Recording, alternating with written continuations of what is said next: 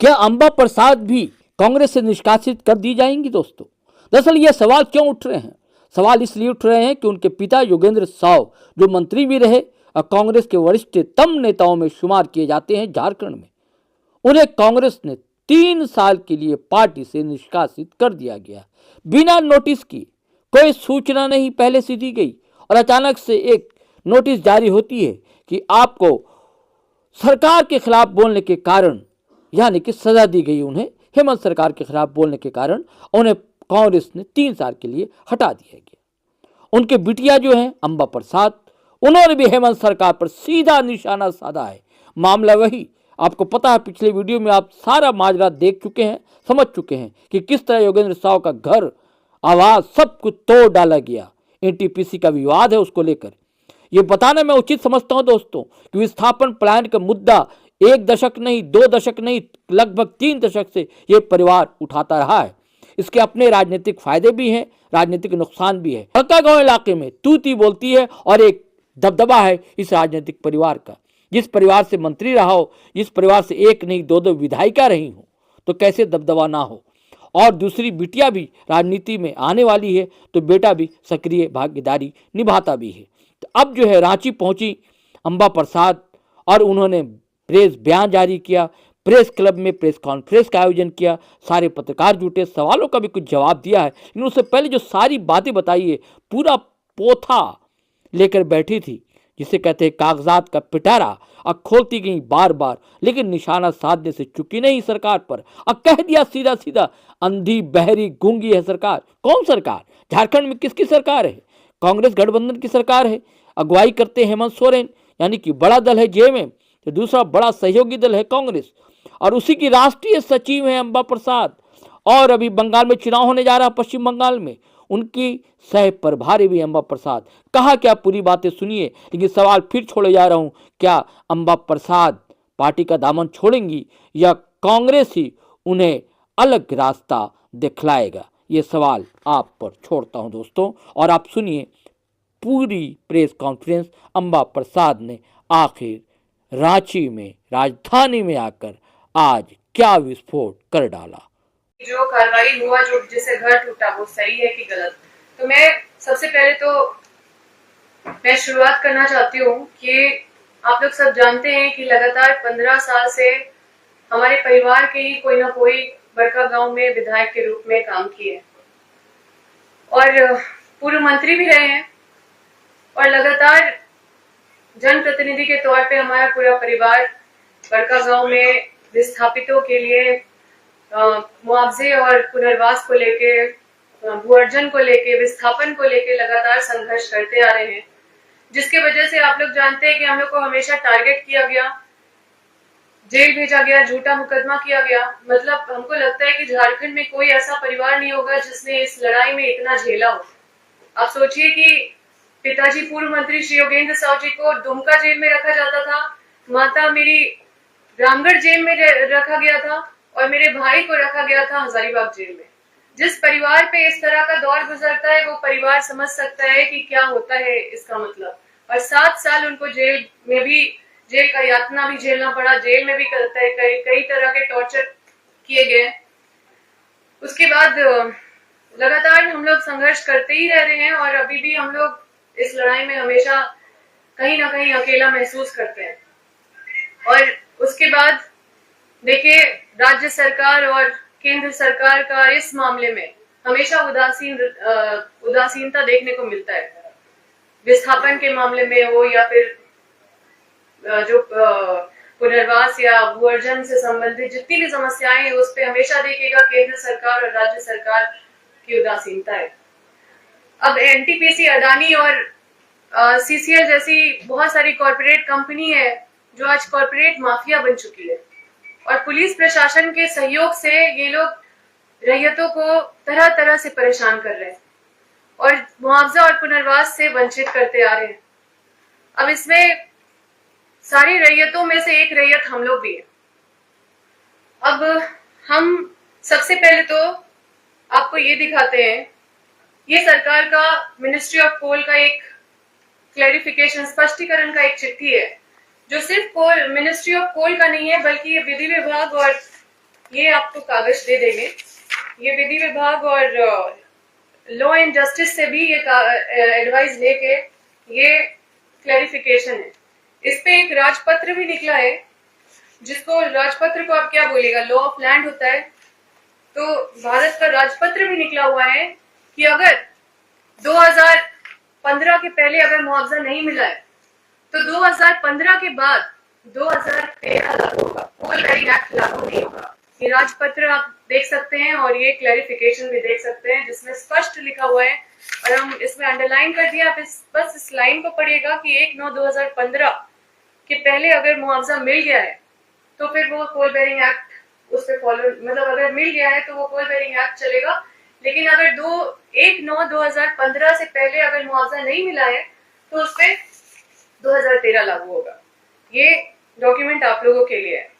हम लोग लगातार संघर्ष किए और हमारा संघर्ष का नतीजा ये भी है। लोग बोलेंगे हम लोग लड़ते रहते हैं, कभी कोई बोलता है कुछ, कभी कोई रूमर उड़ाता है, लेकिन हम लोग के संघर्ष की वजह से आज बड़का गांव में 3 लाख मुआवजा से लेकर 25 लाख मुआवजा पूरा बड़का गांव अगर उठा रहा है तो हमारा संघर्ष का देन है।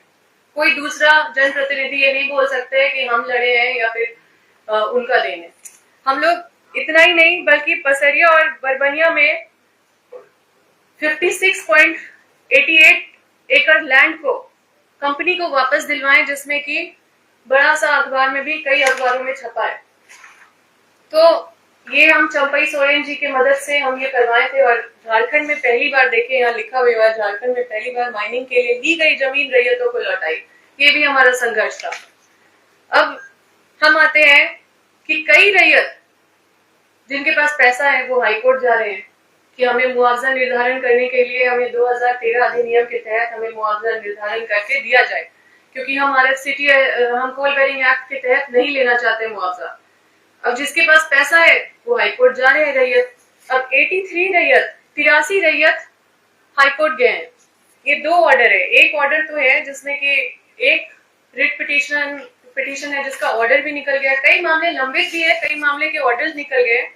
तो ये ऑर्डर है, इसमें देखिए कोर्ट ने भी लिखा है एप्रोप्रिएट अथॉरिटी के पास जाइए। अब न्यायालय का भी इस तरह का ऑर्डर आता है कि संबंधित पदाधिकारी के पास जाइए। अब सोचिए कि रैयत लोग का क्या होगा कि संबंधित पदाधिकारी के पास जाइए, इसका ऑर्डर दिखा दिए। अब इसमें 1 2 3 इतने सारे रैयत है, ये सारे रैयत, मतलब कि 5 रिट पिटीशन को क्लब करके एक ऑर्डर निकाला गया, जिसमें कि इसमें साफ साफ लिखा है कॉम्पिटेंट अथॉरिटी के पास जाइए और claim along with document as per new act. New act लिखा हुआ है, नया कानून क्या होता है, 2013 है, तो उस हिसाब से मुआवजा लेने के लिए संबंधित अधिकारी के पास जाइए। और कौन संबंधित पदाधिकारी, इसमें हाईकोर्ट भी नहीं लिखे हैं। तो आप सोचिए कि जिनके पास पैसा था वो ये ऑर्डर ले लिए हैं, जिनके पास पैसा नहीं था वो हाईकोर्ट नहीं गए, और हाईकोर्ट जाके भी क्या फायदा, क्योंकि उनको भी इसी तरह का ऑर्डर मिलेगा। और डीसी के पास जब जाया जाता है इस ऑर्डर को लेके तो डीसी भी कोई कार्रवाई नहीं करते हैं। और ये नया कानून जो है, हम इसमें भी अगर आप देखेगा कि इसके हिसाब से अगर सक्षम पदाधिकारी देखेगा तो यहाँ पे कलेक्टर लिखा हुआ है, तो कलेक्टर है संबंधित पदाधिकारी। अब रैयत जाए तो कहाँ जाए, क्योंकि अंधा गूंगा सरकार में अगर इस तरह का ऑर्डर आएगा और सरकार पूरी तरह से अंधी और गूंगी रहेगी तो ऐसे में रैयत को न्याय कैसे मिलेगा। अब हम आते हैं अपने मामले पे। हमें, आप लोग जानते हैं कि देखे होंगे घर टूटा, उस मामले में हम आप लोगों के पास रखते हैं कि एनटीपीसी ने पहला नोटिस हम लोग को 30/5/2025 को दिया, ठीक है। दूसरा नोटिस हम लोग को दिया है 10/6/2025 को, ये कागज हम आपको दे देंगे।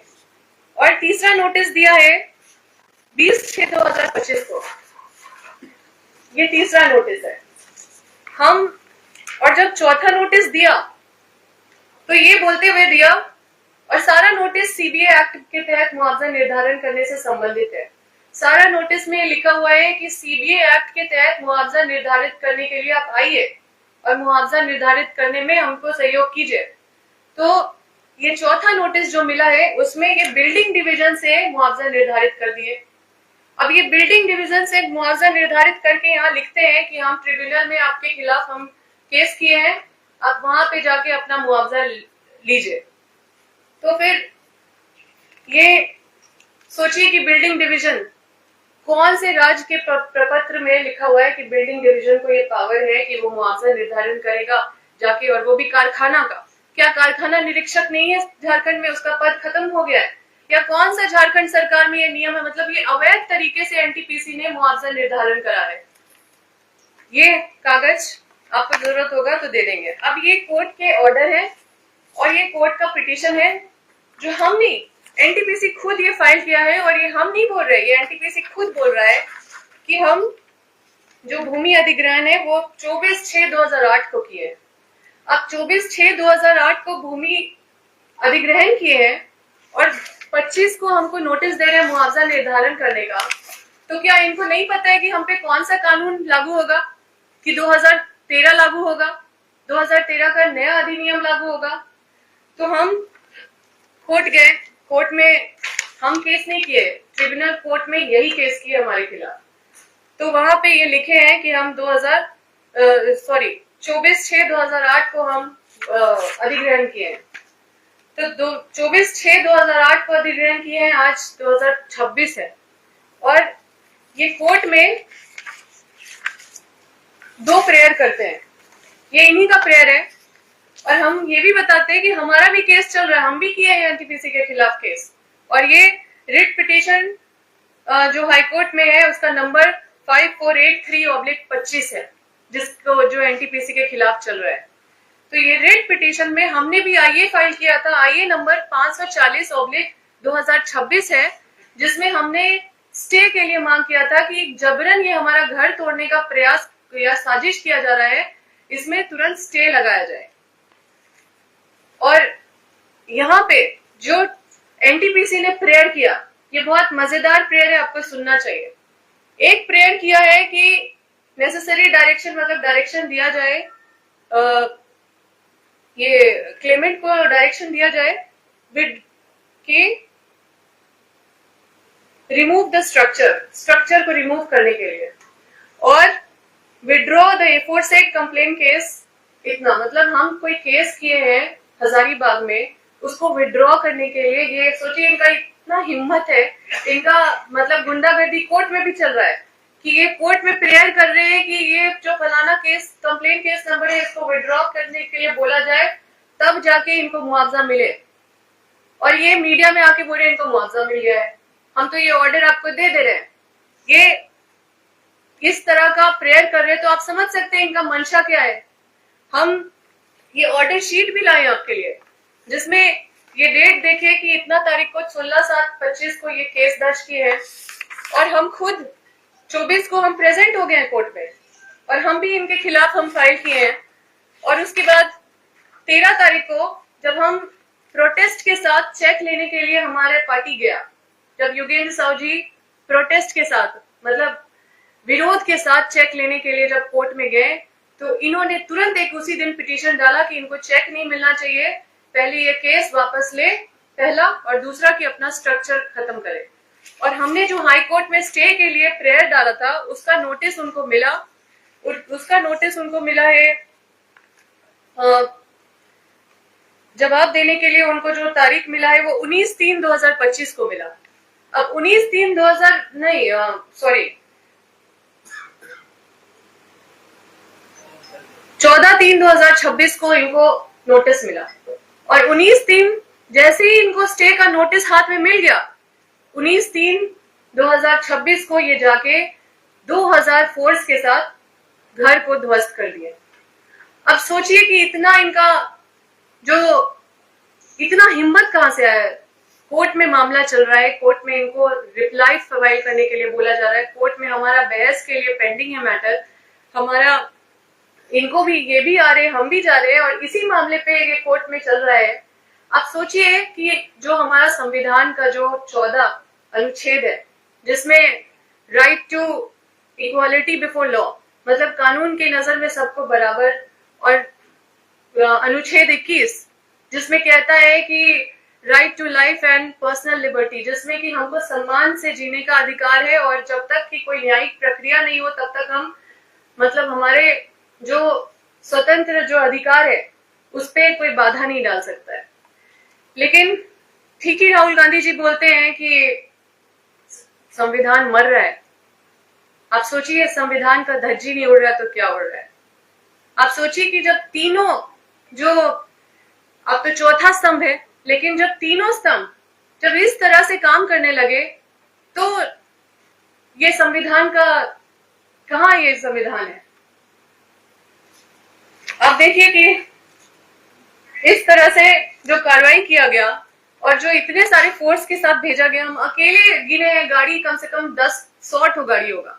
अब वो जो नया जो गाड़ी निकला है, ऐसा लग रहा है मेरे ही लिए वो गाड़ी निकाला गया है और वहां पे भेजा गया है, और सारा सायरन बजा बजा के आप सोचिए कि अकेले एक महिला घर के अंदर है और उसके बाद वो महिला को ऐसे नंगे पैर उठा के नाइटी में फोन छीन के एक भी सामान निकालने नहीं दिया गया और सारा सामान को डैमेज कर दिया गया। मुश्किल से सिलेंडर, बोलने के लिए लोग बोल सकते हैं कि हम लोग कुछ सामान निकाले, सिर्फ सिलेंडर गैस निकाले और कुर्सी टेबल निकाले, बाकी जितना भी वैल्यूबल सामान था कम से कम 20-30 लाख का सामान पूरा डैमेज कर दिया गया है। और जो भी डैमेज सामान भी कुछ लोग वहां पे निकाल के रखे थे उसको भी पुलिस उठा के ले गया। तो हम ये सारा कागज आपको सौंपते हैं, आप अपना अनुसंधान कीजिए कि क्या ये न्याय है। और ये एक थ्रेट मैसेज है झारखंड के रैयतों को जो देने का कोशिश किया गया है झारखंड पुलिस के द्वारा या कॉर्पोरेट के द्वारा। आप सोचिए कि एनटीपीसी के मतलब ये एनटीपीसी के पॉकेट में पुलिस प्रशासन, प्रशासनिक ऑफिसर या पुलिस ऑफिसर या सरकार क्या एनटीपीसी के पॉकेट में नहीं है? ऐसे ही इतना सारा फोर्स आ जा रहा है। और हमारे माननीय मुख्यमंत्री जी क्या वो पुलिस मंत्री नहीं है? क्या उनके बिना संज्ञान में आ जा रहा है? क्या एक बार भी मेरा सूद लिए कि क्या दिक्कत है? हम किसके लिए लड़ाई लड़ रहे हैं? ये हमारा व्यक्तिगत लड़ाई नहीं था। हम दूसरे का भी लड़ाई जब लड़ रहे थे तो समझौता कर लेते थे जो रैयत है, क्योंकि वो गरीबी में थे, उनका झोपड़ी टूटता था, घर टूटता था, तो उनको कुछ हल्का फुल्का मुआवजा मिलता था तो हम उनकी भी लड़ाई लड़ते थे। और उसके बाद फिर पता चलता था कि 2-4 लाख रुपए लेके वो बोले मैडम हम लड़ नहीं पाएंगे, छोड़िए ना। तो हम इस लड़ाई को उस आधार बना के पूरे क्षेत्र का लड़ाई, पूरे समझिए पूरे झारखंड का लड़ाई, इसी लड़ाई को हम समझ रहे थे। लेकिन हम ये भी बता देते हैं कि इन सबको हम जवाब देंगे, क्योंकि हमारे लड़ाई में कहीं पे भी कोई बेईमानी नहीं है और हम लोग पूरा परिवार पूरे अपने आप को झोंक दिए हैं इस लड़ाई में। और आज हमारा अगर कोई साथ नहीं दे रहा है उनको भी एक दिन जवाब देना पड़ेगा और हम अकेले भी ये लड़ाई को लड़के और उनको जीत के दिखाएंगे। और ये जो कार्रवाई हुआ है इसका घोर निंदा करते हैं।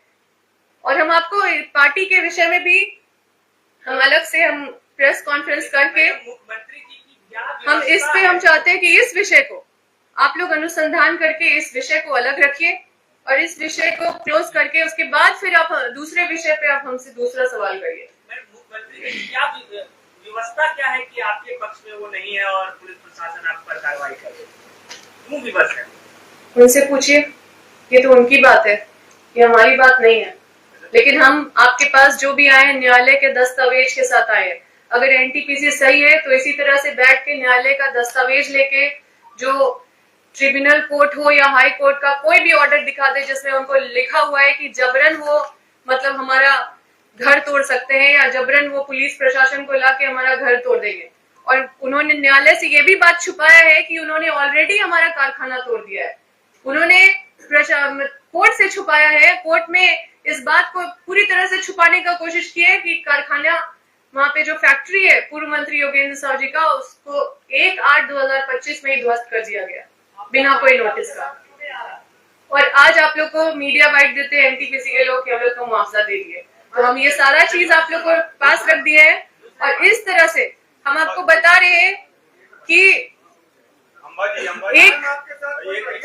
ये मैसेज मतलब देने का जो कॉर्पोरेट ने कोशिश किया है कि जब तुम्हारे नेता के साथ हम ये हालत कर सकते हैं तो तुम लोगों का क्या हालत कर सकते हैं।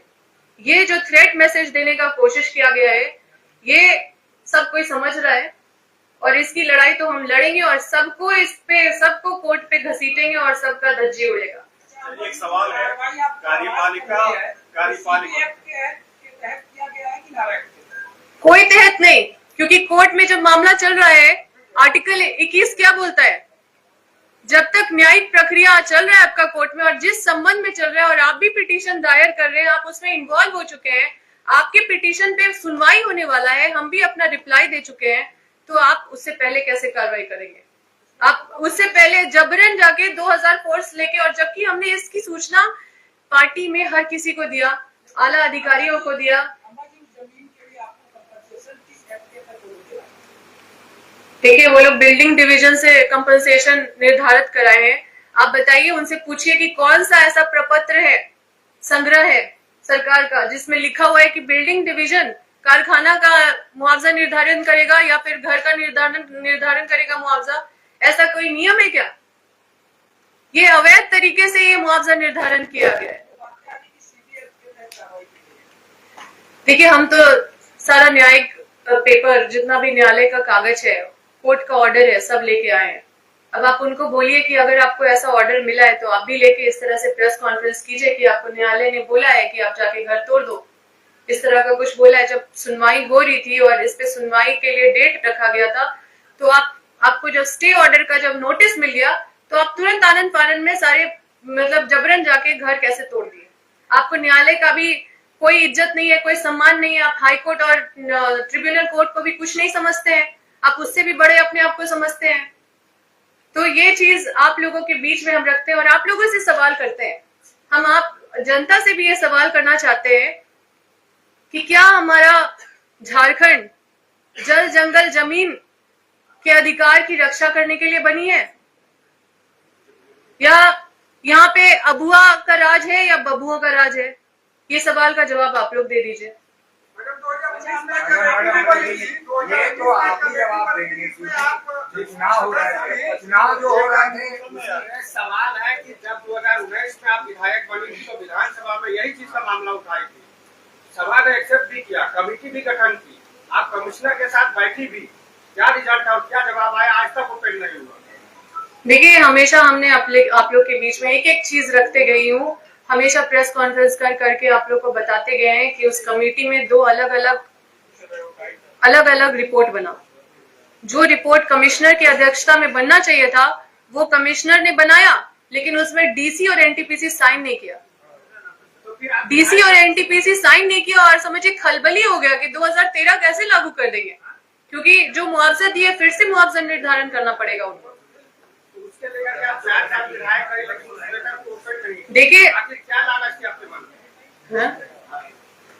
देखिए सबसे पहले थोड़ा भाषा को अपना तरीके से आप लोग पेश कीजिए, बिना कोई चीज जाने आप लोग कुछ भी शब्द का एक प्रयोग मत कीजिए। आप लोग जानते हैं कि जब हम विधायक बने तो 2 साल तो कोरोना था, 3 साल हम लगातार कोशिश किए, जिसका परिणाम स्वरूप आपको पता है कि विस्थापन आयोग का गठन हमारे प्रयास से 8 अगस्त को ही 2024 को ही हो गया था, जिसका नियमावली पिछले साल मुहर लगा था। तो ये हमने हमेशा प्रयास किया है और ये जो आपको अपना उपलब्धि बताएं, 5 लाख मुआवजा जो हमने क्षेत्र में बढ़ाया, जो 20 से 25 लाख हुआ, वो हमारा ही संघर्ष का देन था। जो ये 58.88 एकड़ जो जमीन जो रैयतों को वापस करवाया, वो भी हमारा ही संघर्ष था और इस पे हमने लगातार लड़ाई लड़ी है और नतीजा ये है कि कमेटी भी बना गया और कमेटी में रिपोर्ट भी आया, लेकिन उस रिपोर्ट में कमिश्नर के अलावा डीसी और एनटीपीसी साइन नहीं किया। बिल्कुल गए, फिर से रिपोर्ट वापस गया। देखिए मेरे पास आप लोग का हर सवाल का जवाब है, लेकिन आप लोग उसको पहले समझिए, तरीके से बोलिए।